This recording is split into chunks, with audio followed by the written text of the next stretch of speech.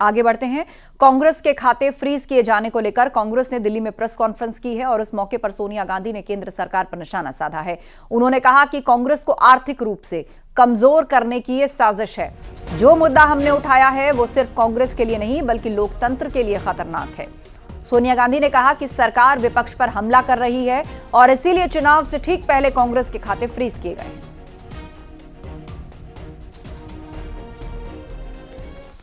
This issue affects not just the Indian National Congress, it impacts our democracy itself most fundamentally. A systematic effort is underway by the Prime Minister to cripple the Indian National Congress financially.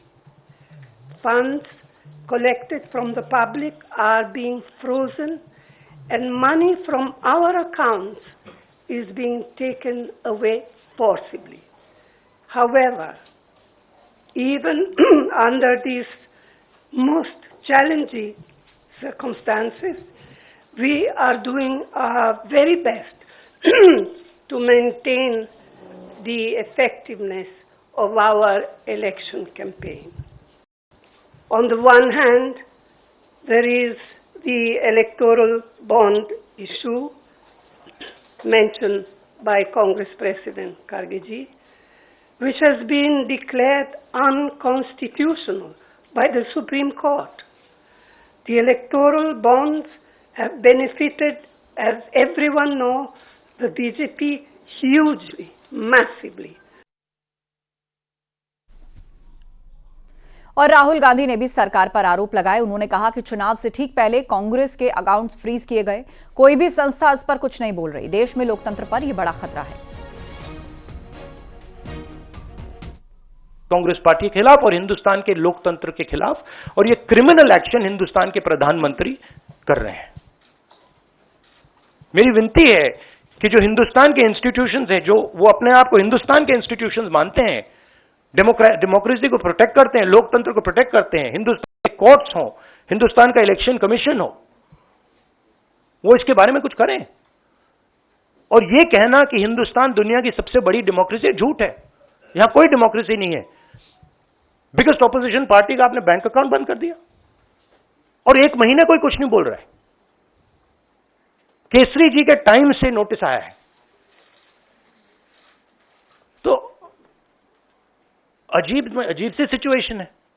सब लोग देख रहे हैं और हर संस्था मतलब का role है इसमें। कोर्ट्स का रोल है, इलेक्शन कमीशन का रोल है। धन्यवाद। कांग्रेस के आरोपों पर बीजेपी महामंत्री दुष्यंत गौतम ने कहा कि चुनाव से पहले कांग्रेस ने हार मान ली है और इसीलिए कांग्रेस हार के बहाने तलाश रही है। उन्होंने कहा कि राहुल गांधी और सोनिया गांधी 5,000 करोड़ के घोटाले में जमानत पर बाहर हैं।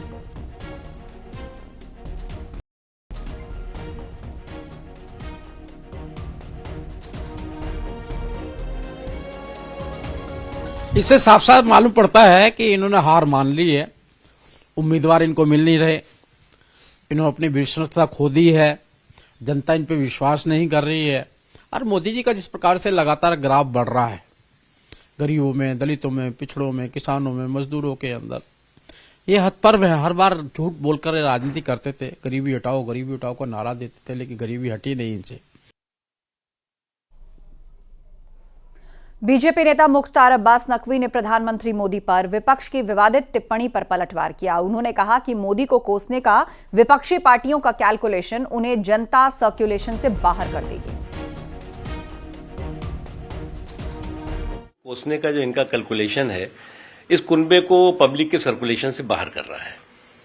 और एक के बाद एक ये बात सही है कि मुझे नहीं लगता कि दुनिया की कोई भी नेशनल इंटरनेशनल गाली ऐसी होगी जिस गाली को कि नरेंद्र मोदी जी पर चिपकाने की कोशिश न की गई हो।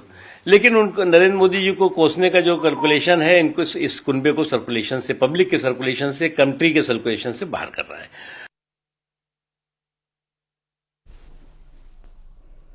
पीएम मोदी को औरंगजेब कहे जाने पर मंत्री ओम प्रकाश राजभर ने विपक्ष पर करारा प्रहार किया। ओपी राजभर ने कहा कि विपक्ष की हताशा को दिखा रहा है। विपक्ष के लोग अब जान चुके हैं कि वो मोदी जी के सामने टिक नहीं पा रहे, तो अब वे उस स्तर तक उतर आए हैं।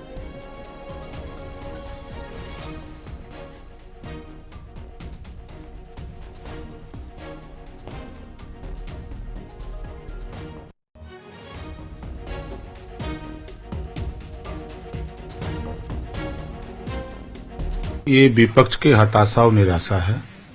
विपक्ष के लोग अब जान चुके हैं कि मोदी जी के सामने हम लोग टिक नहीं पा रहे हैं, तो अब वो उस स्तर तक उतर आए हैं लोग।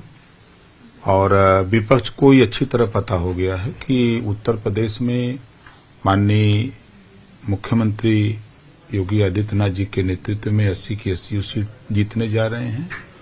और जब 4 जून को रिजल्ट आएगा तो 4 जून 400 पार।